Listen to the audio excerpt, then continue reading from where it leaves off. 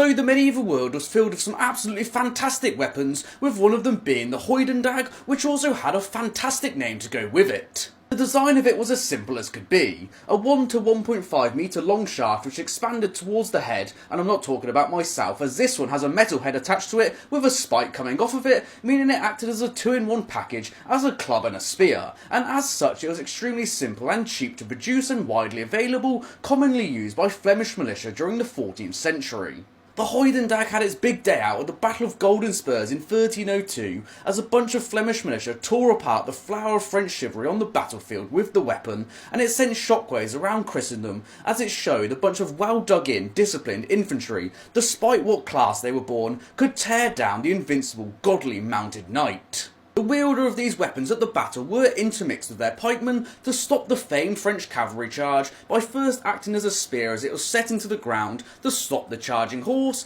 and then use as a club to twat the knight off his horse, and then once again as a spear to poke the sharp point into the weak points of the knight's armour. The Hoidendag, which translates into Dutch as good day, has a few theories of why it's actually called that. One of them being is that in 1302 at the Matins of Bruges, when the Flemish revolted against the French and massacred loads of them, is that when they greeted people they said good day to them, and if they responded in a French accent they knew that they were the enemy and gave them a good club round the face. Another being is that when you thrust the spike into an enemy's throat, it would sever their spinal cord, tilting their head forward as if they were making a motion to say good day to someone. Despite the weapon's success at Golden Spurs and earning its place in Flemish history, it did begin to decline in use as it was just far outclassed by other polearms such as the halberd, which did require a higher initial cost to produce, but given the choice, this was just far more popular.